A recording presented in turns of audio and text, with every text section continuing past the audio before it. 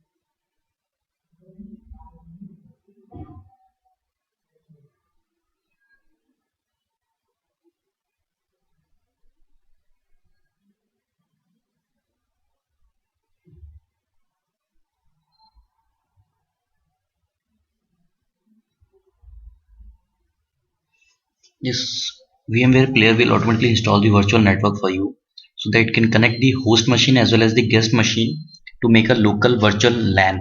This is exactly what we want. Actually, we want to create a virtual LAN in a single computer so that we can attack among the virtual machines and the host machine. Host machine will be the Windows 7 which is running, and guest machines will be the virtual machine which will be created after installing the VMware player.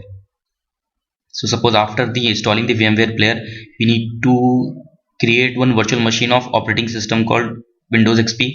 We can create it. We can create even the backtrack operating system virtual machine or any number of virtual machine, and we can even run the parallel many number of virtual machines at a time. Though the speed of the computer will be slow, but still we can create it.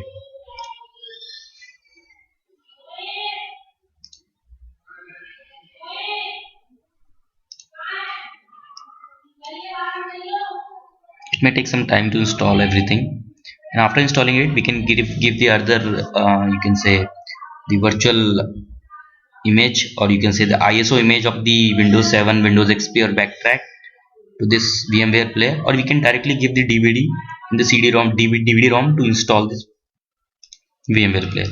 So after installing, start the VMware player, accept it, and then create a new virtual machine. After creating a new virtual machine, it will ask you for the installer disk. It will be like physical disk which is inserted into the CD-ROM, or you can give the ISO image of the file. We are going to install using the ISO image of Windows XP. You can say we are going to install the Windows XP. So we have this SP2 image. We'll give this SP2 image. It will automatically say the Windows XP professional detected. Click on next. It will ask you for the Windows key. We have this Windows key. We copy them and we'll paste them, or it will ask for the name and or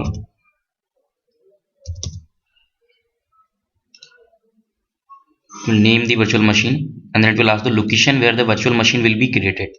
So we need some space, so we have created a drive for this. We'll making the folder.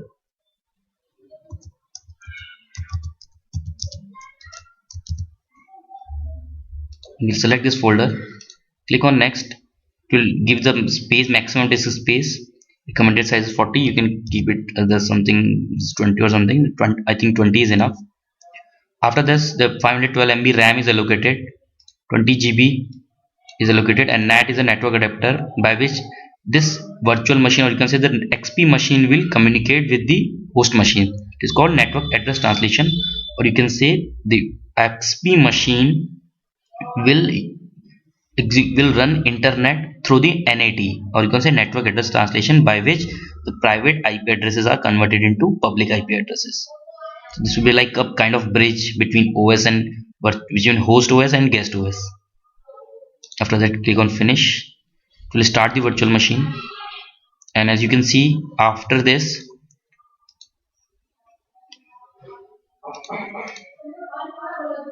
you can see the setup is executing. As you can see, you have started the setup of Windows XP. If you want to see, after clicking on this VMware player, you won't be able to see your cursor. So right now we are running on text mode, so if you want to see the text, you can see on the left hand side bottom of this VMware screen. To return to your computer, press Ctrl Alt. So press Ctrl Alt, you will see your cursor, and then you can go to your host OS. So this way we are going to use the, after it will take some time to install this Windows XP, so we are going to pause the screen, and after giving this installation is normal installation as you run in the physical machine, so everything will be same. So you can, after it will show you some settings, so you can select the entire disk, because the entire disk which has created is already of 20 GB, so you don't have to bother about the hard disk space because it is already created. Or you can say the virtual hard disk is created. It is nothing but a file in the hard disk. As you can see, we'll go to the drive where we have installed the virtual machine. This is a folder we have created. So these are the files which are created exactly, and there is only one file is exactly the VMware machine, either this one or this one. And these are all the part which are running right now. There will be only single file. These are the options by which you can disable or enable the services inside the virtual machine. Suppose you want to connect the camera, you will click on this. It will connect the camera in the virtual machine, and it will disconnect the camera from the host machine. So only a device can be accessed by only one operating system. It can be either virtual machine, or it can be either host machine. Your host machine is the computer, or you can say the XP. This Windows 7 is the host machine, and any machine which will run under the Windows 7 will be the guest machine. Taking some time to formatting. So virtual in everything is virtual, but you can see this.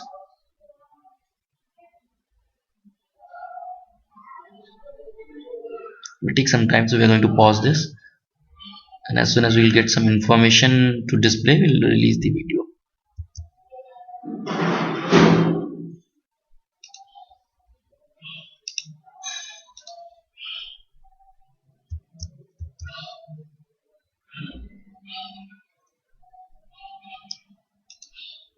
See, things has been resumed. Okay, so we're not going to pause this. Setup has started copying the file. It will take some another time.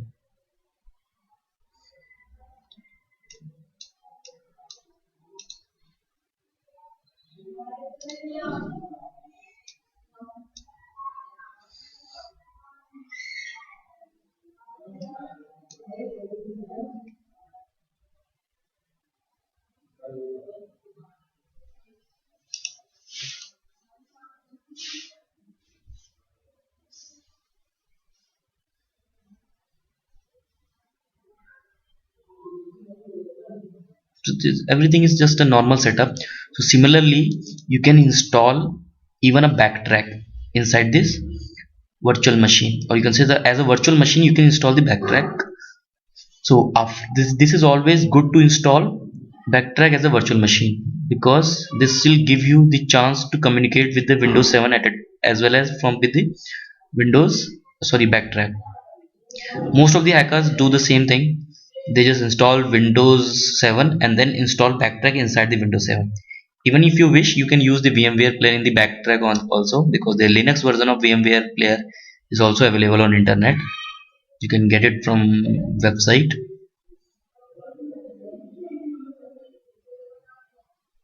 After installing, this XP will run as a normal You can say the very common XP environment. You'll see the very common XP machine inside this, but the difference will be only the virtual.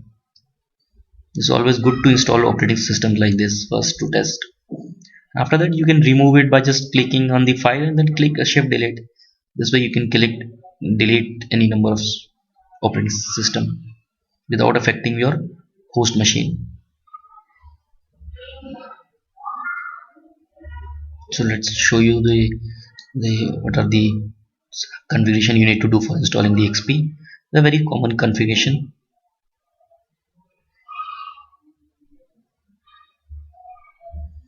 It's almost over.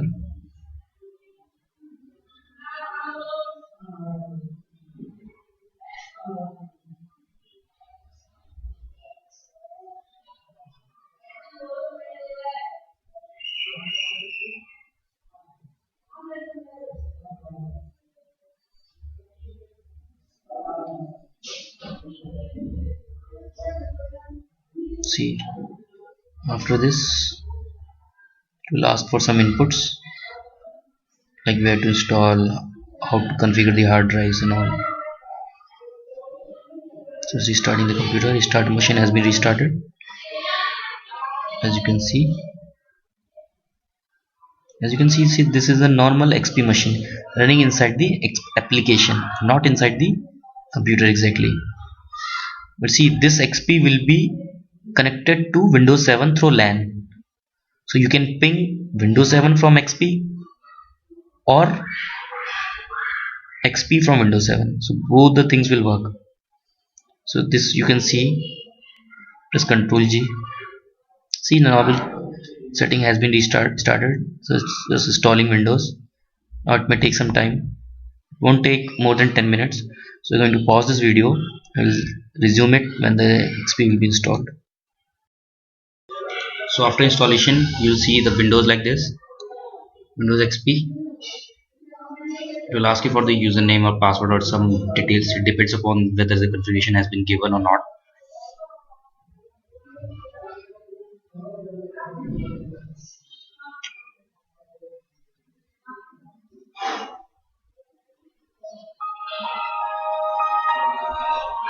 So you might have noticed that you can even set the full screen and run this Windows XP. You want to go back to the original screen, and you can click on this and go to the original machine.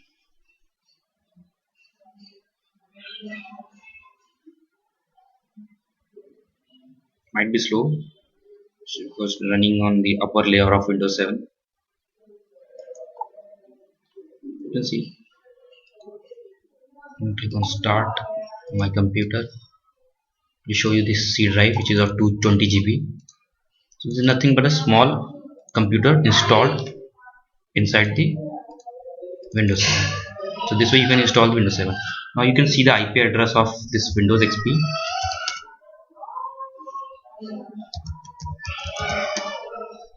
The IP address of Windows XP is 129.128. And if you want to check the IP address of Windows 7, then you can check like this.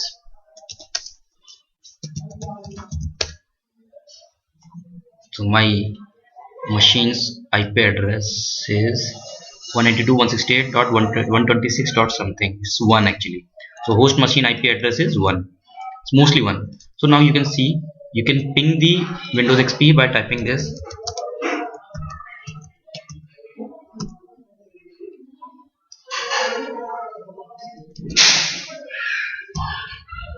The IP address of Windows XP should ping this. If it is not pinging, then it may be because of the Windows firewall was enabled. So you need to disable the firewall. So for disabling the firewall, you can go to control panel. You have to disable the firewall in both the machines. So it's required. So switch off the firewall. Sorry.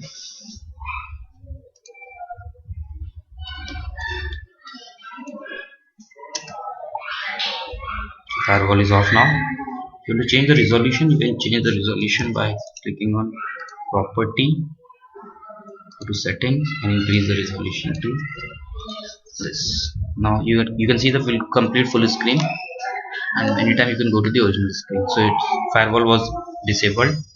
You can go to the control panel of Windows 7 and disable the firewall of Windows 7 as well.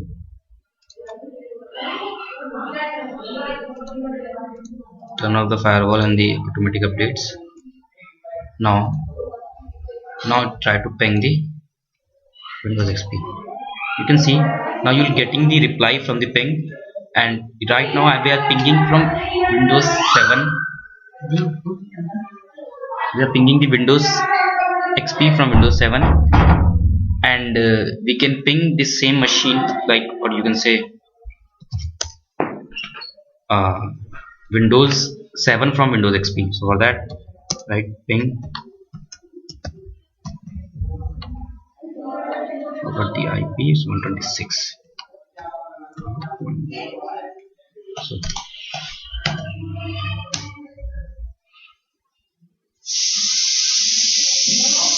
firewall is disabled, but still it's not working. I think we should restart the machine. That is, this machine is pinging this machine, so this machine is unable to ping. So it can be resolved by setting the firewall settings and all other settings. Just a minute.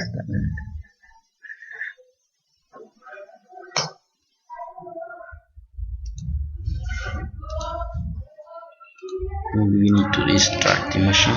IP is correct, I think. 192, 168, 126, 128. That's one.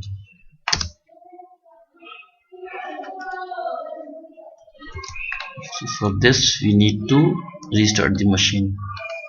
For restarting the machine, you need to simply start, turn off, and click on restart. This will restart the machine. This way you can configure the Windows XP and as a virtual machine. Similarly, you can configure the backtrack. So we'll be showing you how to configure the backtrack in virtual machine. Thanks for watching.